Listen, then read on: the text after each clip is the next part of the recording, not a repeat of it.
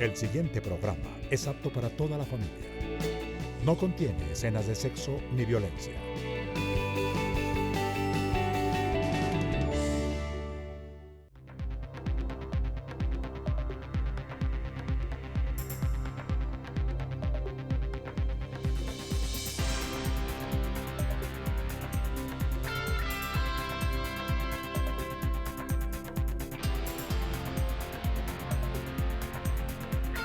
Buenos días, mi nombre es Mario Morales, defensor del televidente del Canal 1. Bienvenidos a Uno TV, el espacio de todos ustedes, los televidentes de este canal. Uno TV es el programa de ustedes a través de la figura mediadora del defensor. Aquí ustedes tienen la palabra, tienen voz, tienen voto. Para ello pueden ponerse en contacto con nosotros a través de la página web www.canal1.com.co o del correo electrónico defensortv1@gmail.com. Si lo prefieren, a través de las redes sociales que aparecen en pantalla. Porque solo con todos ustedes somos Uno TV. Bienvenidos a su casa y a su tribuna. Hoy queremos analizar qué pasa con el cubrimiento de los temas que tienen que ver con esa fuente que en periodismo llamamos orden público. Aquí en televisión, pero también en los diferentes medios de comunicación del país. Desde el 2012, cuando iniciaron los diálogos de paz, se siguen registrando hechos de violencia, por un lado, y por otro lado, acciones asociadas al conflicto interno que vive el país. ¿Será que estos hechos han disminuido con los diálogos que se desarrollan en La Habana? Este será nuestro tema del análisis aquí en el programa del Defensor del Televidente, porque con todos ustedes somos Uno TV. Para ello nos acompaña Ricardo Galán, cofundador del periódico La Prensa de Bogotá, periodista y jefe de redacción del noticiero CMI, fue también periodista de la cadena de noticias Radionet, Premio Nacional de Periodismo CPB, catedrático y consultor. Bienvenido, Ricardo. Mario, buenos días, ¿cómo está? Muy bien. Muchas gracias a usted y a los televidentes. Mucho gusto en tenerlo acá. Salimos a preguntarle a nuestros televidentes si han visto algún cambio o si perciben que ha disminuido el cubrimiento del conflicto durante las conversaciones en La Habana. Veamos qué contestaron. Sí, he visto las noticias y he visto cubrimiento del orden público. Lo he visto en las noticias en el noticiero CMI, en el cual hemos visto muchos avances y en el cual profundiza mucho las noticias y más todo en el orden de plaza. No he visto ningún cubrimiento de parte de los medios de comunicación hacia la problemática que estamos viendo nosotros internamente en nuestro país. Para mí falta de parte de los medios de comunicación más cubrimiento hacia las noticias locales aquí en Colombia. No, se han incrementado más pues las muertes, no ha habido ningún cambio, todo sigue igual. Antes ha como empeorado las cosas. Bueno, mi nombre es John Burgos. Hasta el momento no, lo que se ha visto es cosas peores. Como lo último que pasó, que fue una escalada terrorista de las FARC. Entonces, para mí en ese momento no he visto nada favorable, solo he visto dilataciones y dilataciones para atrasar más.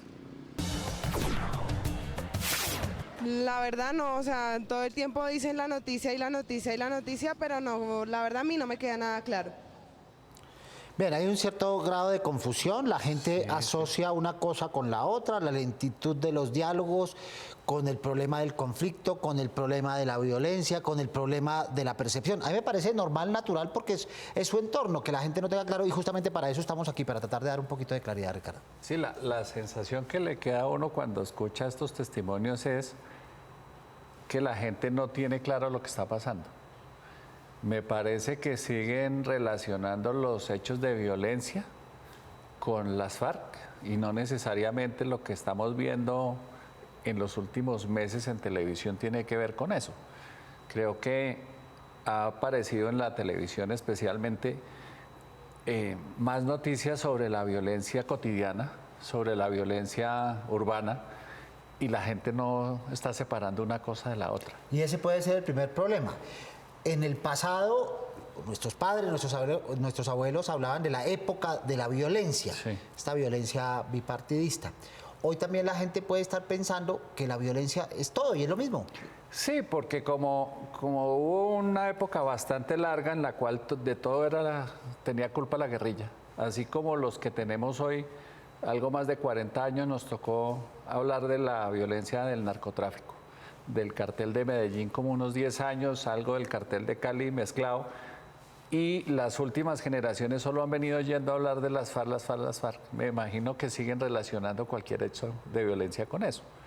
Aunque la sensación que yo tengo, por lo menos, o la información que yo tengo, es que ha bajado muchísimo. Las acciones guerrilleras han bajado muchísimo. No, ostensiblemente, digamos que según el CERAC, por ejemplo, el instituto que estudia el conflicto, en el segundo semestre de 2015 se ha registrado el más bajo índice de resonancia y de actividad bélica en los últimos 40 años. Y eso es bastante significativo. Sí, claro, es muy significativo. Y eso hay que separarlo de la violencia de las BACRIM y hay que separarlo de la violencia ciudadana. Todos son problemas que le tocan por igual o le afectan por igual a la gente, que les preocupan por igual a la gente. Pero hay que ponerlo como en estanquitos aparte. Sí, yo creo que el problema es, porque fíjese, estaba pensando mientras usted hablaba, que el ELN esta conversaciones no se ha movilizado, no ha ofrecido treguas, nada, pero tampoco ha hecho gran cosa, o por lo menos no ha trascendido a los medios. Entonces no veo por qué la gente relaciona esa violencia cotidiana con el tema guerrillero. Es interesante, es interesante. El temor y la incidencia. Yo creo que los medios... La pregunta sería ¿qué medios están viendo? Y si están viendo medios y qué responsabilidad le cabe a esos medios. Porque el porcentaje de casi todos eran jóvenes. Claro. Yo no estoy muy segura que los jóvenes estén viendo televisión. Ahora, lo que sí es cierto es que la manera de contar en los noticieros es distinta.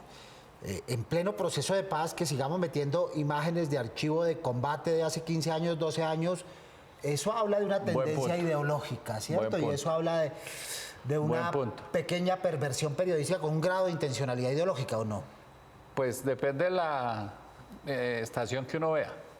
Hay una donde hacen bastante énfasis en la información del orden público, por pequeño que sea, y sí tiene como una postura de oposición al proceso. Hay otro donde las cosas son un poquito más equilibradas, pero el tema de las imágenes de archivo puede ser interesante. Claro, porque si la gente estaba haciendo lo que... Hoy me llegó un informe de Nielsen muy interesante de cómo está manejando la gente la información en video. Y resulta que están viendo, pero no están oyendo, porque se la pasan jugando con las redes sociales al mismo tiempo. Entonces puede estar pasando que cuando ven una imagen en la televisión de archivo de algo de las FARC, creen que eso pasó ese día o en las últimas horas y resulta que en realidad están hablando de un proceso más antiguo. Esa puede ser. Puede ser, pero interesante. Una percepción. O la confusión de ver en la misma pantalla, en la pantalla dividida, por un lado, la gente hablando, dialogando en La Habana y en el otro lado combates. Y pueden pensar que están sucediendo las dos cosas de manera simultánea y eso no es verdad. Puede ser también. ¿Cierto? Sí. Eso no es verdad. Bien, está con nosotros el padre Fernán González, investigador consagrado, pedagogo con una amplia y sensible visión del país y directivo del CINEP. Padre, ¿qué aportes ve en los medios sobre el cubrimiento del orden público hoy en Colombia?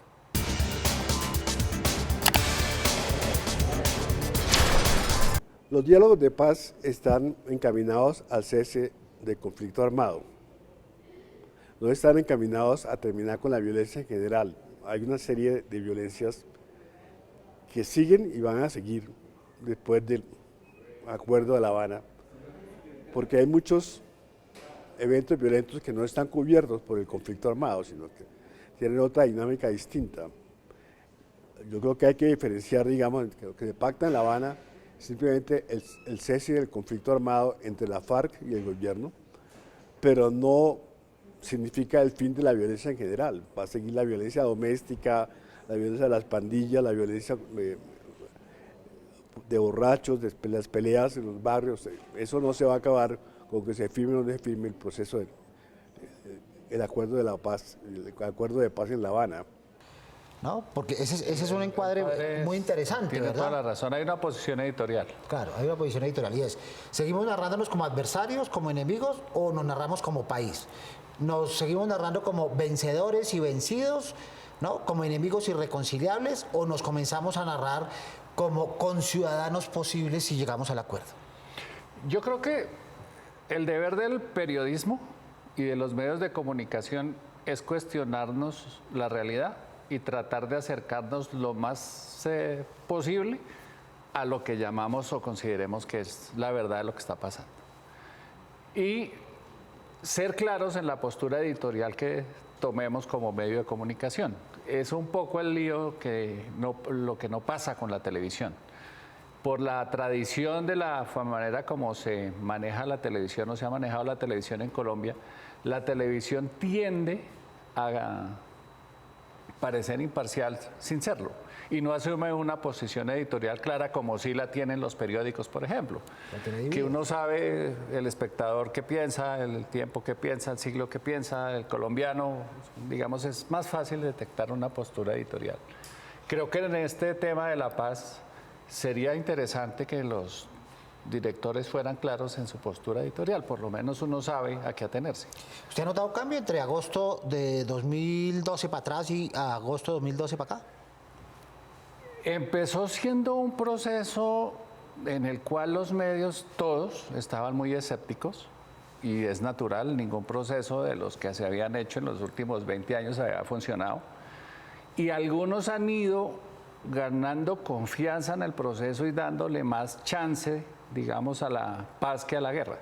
Sin embargo, hay unos que mantienen una franca oposición al tema. Y no ayuda mucho, la especie de veda informativa que le impone el gobierno al tema versus su contraparte, que es las FARC. A veces cuando uno mira las fuentes a través de las cuales se nutre la información del proceso de paz, se encuentra con que resultan ser más generosas en la información que entregan las FARC que el gobierno. Claro. Es mejor la información, es más mejor la calidad de la información, más oportuna y de pronto un poco más abierta, mientras que el gobierno tiende a una información más a cuentagotas. De pronto eso no está ayudando mucho a que los medios también tengan más acceso a la información. Ahora, eso y puedan transmitirla mejor. Eso le sirve para el desarrollo propio de la mesa y quizá en ese sentido sí es más funcional. Sale sacrificado el periodismo, sale sacrificada la información, pero de pronto eso ha contribuido a que la mesa avance con un mayor grado de discrecionalidad. Es posible, pero si estuvieran haciéndolo las dos partes, pero no lo están haciendo las dos partes. Sí, hay una disparidad. Hay una desventaja clara. Claro. Y hay disparidades en otros lados. Por ejemplo, hablamos en las narrativas de los medios, que los medios presentan imágenes de combates, pero curiosamente no presentan imágenes de víctimas de minas antipersonal, por ejemplo. Según la Dirección para la Acción Integral contra Minas Antipersonal, hay 11.205 víctimas en ese sentido. Y solo en este año 184, pero esas víctimas no aparecen en televisión. No aparecen porque acuérdese que la televisión privilegia las cosas agradables, las cosas bonitas. La televisión, la gente en televisión tiende a rechazar a los feos, tiende a rechazar las imágenes desagradables. Eso puede ser una explicación. Pero y lo otro es, en el término, usan más las imágenes de la guerra porque es que las de la paz son aburridas. Claro. Es la misma mesa siempre, es el mismo pasillo con los mismos personajes pasando siempre con la misma maleta en la mano. Entonces hace falta una puesta en escena más atractiva para el televidente del lado de la paz. Claro, por supuesto. Curiosamente. Pero si los periodistas le preguntan a uno, ¿pero cuáles víctimas? ¿De cuáles víctimas hablamos? Normalmente hablamos de los deudos, ¿no? De las viudas, de los huérfanos, pero no hablamos de las víctimas directas, por ejemplo, en este caso de las minas antipersonal. Hay un cierto grado de pudor. Ahora, no estamos pidiendo que los muestren, que muestren las imágenes, sino que hablemos de sus historias. Eso puede ser porque quieren hacer que el gobierno tenga más facilidad para negociar. Sí. Yo creo que ahí hay algún tipo de presión de parte del gobierno para que no se enfatice mucho en las víctimas, porque si no, la gente se va a molestar cuando vean que la relación entre las víctimas y el pago a los victimarios o el castigo a los victimarios no va a ser el que esperan. Si fuera así sería contradictorio, siendo ese uno de los 6 puntos de la mesa y el punto crucial, digamos, por ahí pasan Ahora, los eso demás. puede tener otra explicación, es el punto que hace falta, ¿no? Claro. Es el de las víctimas. Hay que dar muchos cabos sueltos a pesar de que ya apareció, a pesar de que ha habido víctimas a hablar en la mesa de La Habana. Pero son víctimas de muy buena salud. Digamos, Son más parientes de las deudos, víctimas sí, que las víctimas. que víctimas directas, eso es verdad. En Uno TV, ustedes, nuestros televidentes, tienen la palabra. Veamos nuestra primera tribuna sobre el cubrimiento del orden público según lo que ustedes perciben.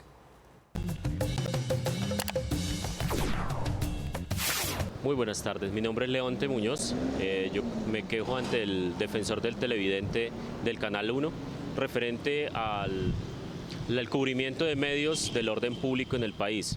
Creo que algunas imágenes son exageradas, sobre todo en los horarios en que se transmiten. No, la idea no es enmascarar la realidad, pero hay que hacer, dependiendo de la población y el tipo de la edad de las personas que están recibiendo en ese momento la información, creo que se debería ser más prudente.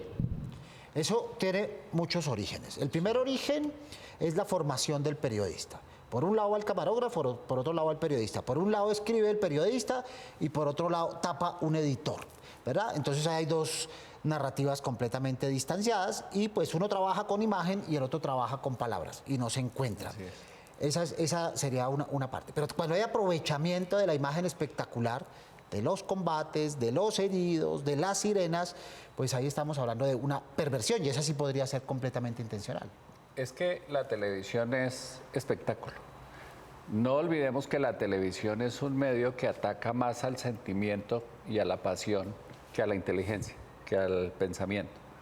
La televisión es emotiva, es emoción. ¿Por qué las telenovelas cuentan la misma historia siempre y siempre tienen éxito? Pues porque llevan al corazón. ¿Por qué los reality shows tienen el éxito que tienen? Porque va dirigido a los sentimientos.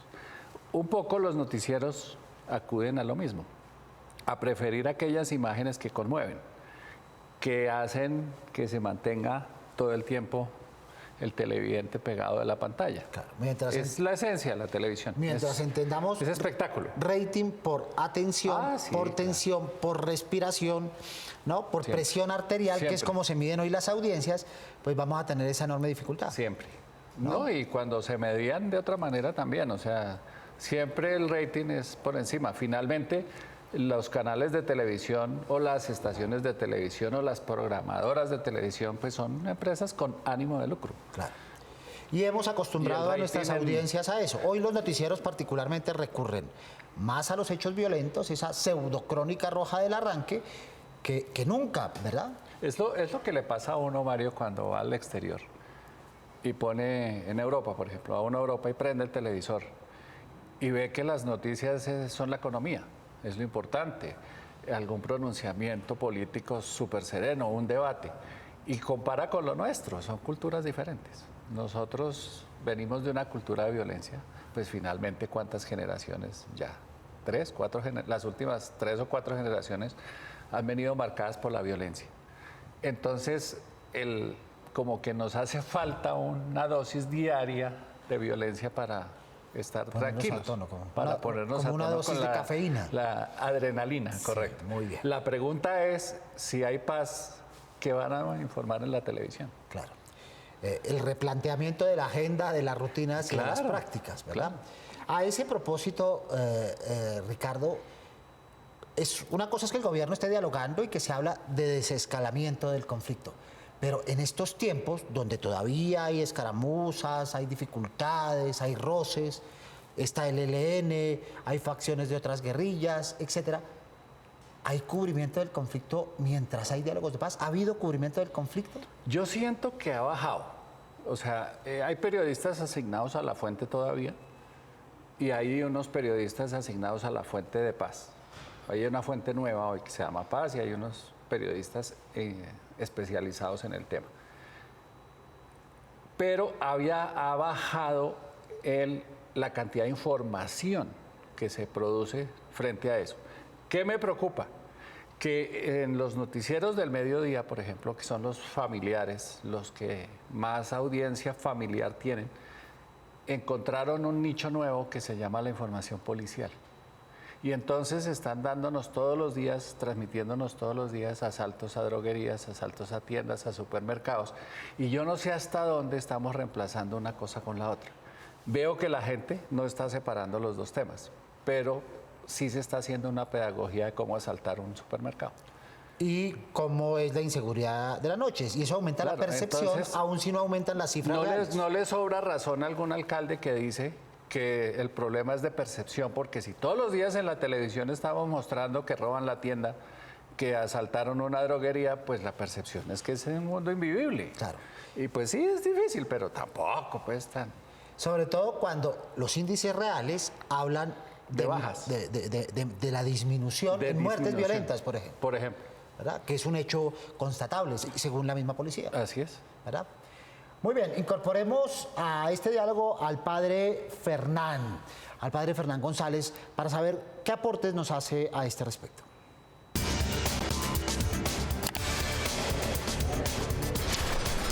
Los diálogos de paz están encaminados al cese del conflicto armado.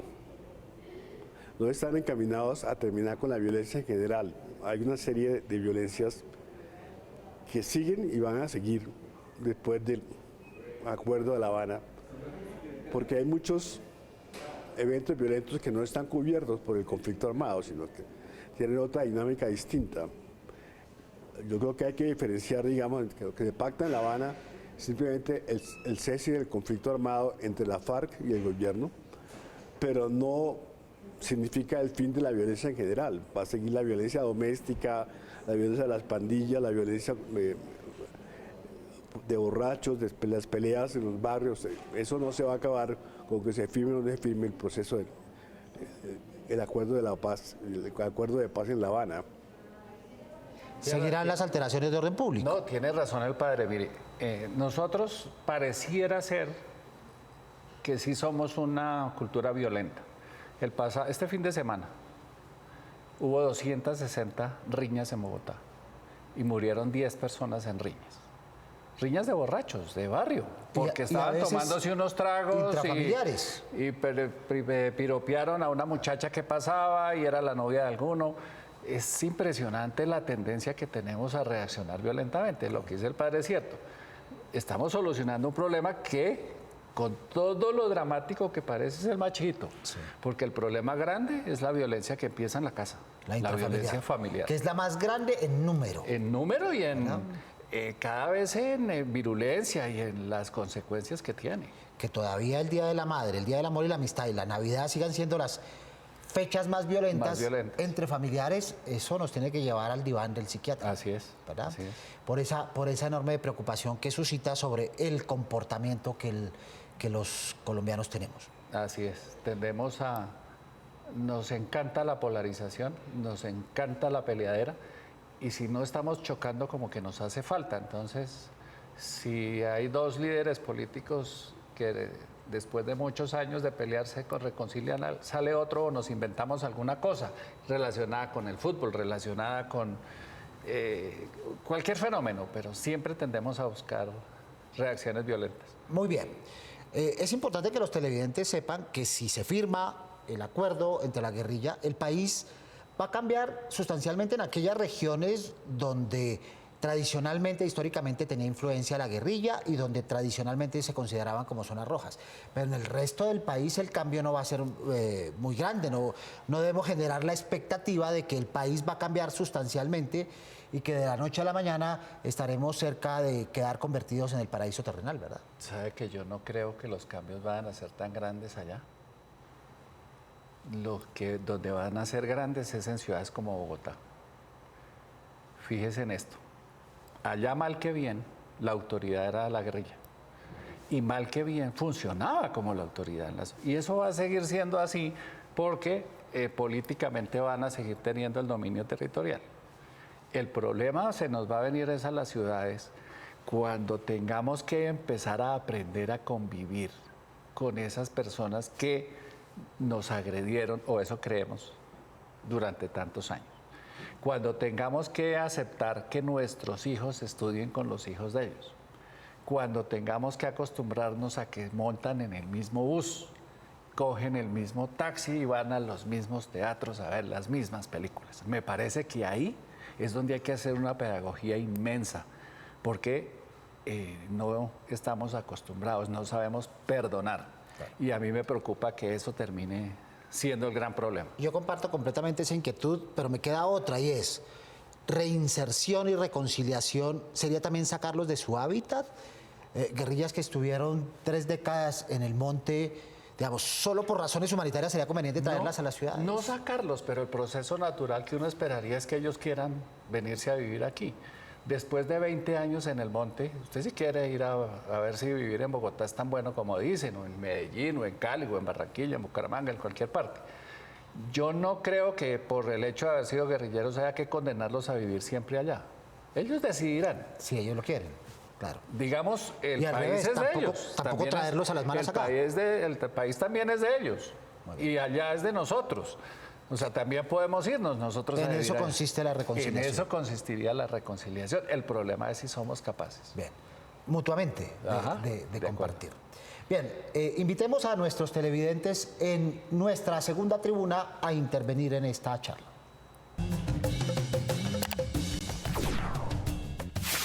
Mi nombre es Edwin Barbosa, estoy ante el defensor del televidente del Canal 1. Estoy de acuerdo ante el cubrimiento del orden público porque como colombianos debemos saber la realidad de nuestro país. Bien, ¿hay que cubrirlo? Sí.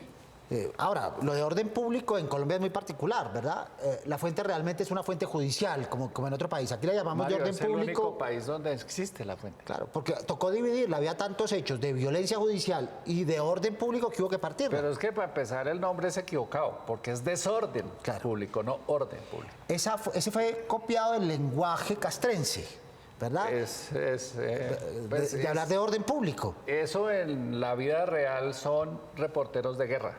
Eso es reporteros de conflicto. Pero como aquí nos han dicho que no hay conflicto, sino guerra, entonces, y no nos aceptamos el término, entonces nos inventamos la fuente orden público. Bien.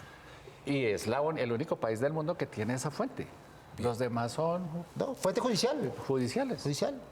O de reporteros del crimen, los llaman en alguna parte. O de crónica roja en un momento determinado, o reportería de baranda, la llaman. De en otro baranda, lado, ¿no? hubo una época, sí. ¿Usted ha notado alguna diferencia entre el cubrimiento que hacen los canales públicos y los canales privados de estos momentos que vive el país, tanto las narrativas de paz como de guerra? Sí, pero no tiene nada que ver con la postura editorial, sino con la capacidad económica. ¿Y cuál es? Pues que los privados tienen más recursos para ir a cubrir los eventos que la televisión pública. ¿Y eso significa más calidad? No, no necesariamente. Ahora, digamos, están en el sitio de los hechos y uno esperaría que trajeran una información más... ¿cómo decirlo? Exacta. Oportuna, pertinente. Tal vez. Frente a la competencia de los públicos que les toca cubrir la cosa un poquito desde lejos y depender mucho de la fuente, que la policía o el ejército les suministre las imágenes, y por supuesto esas imágenes vienen con un sesgo. Pero en la vida real terminan siendo la misma cosa. Muy bien. Ese es el reto. Todavía nos queda un poquito más de un semestre en este proceso de paz. Veremos si lo logramos. En teoría. Sí. En teoría. Sí, los plazos se cumplen. Sí, los plazos se cumplen. Esperemos que sí. Ojalá, sí, todos hacemos fuerza.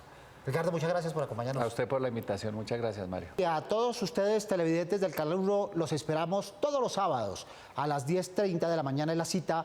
No se olviden de ver Uno TV.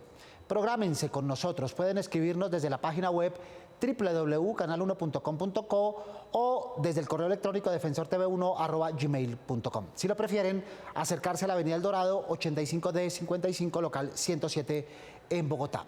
Aquí escucharemos sus dudas, quejas e inquietudes sobre nuestra programación. No olviden seguirnos en nuestras redes sociales que aparecen en pantalla, porque con todos ustedes somos Uno TV. Soy Mario Morales, defensor del televidente del Canal 1.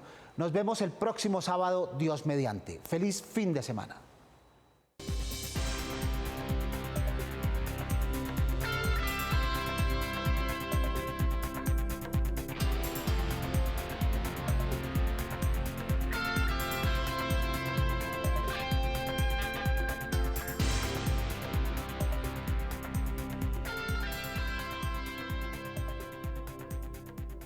El anterior programa lo presentó RTBC, Sistema de Medios Públicos, con el auspicio de la Autoridad Nacional de Televisión, ANTV.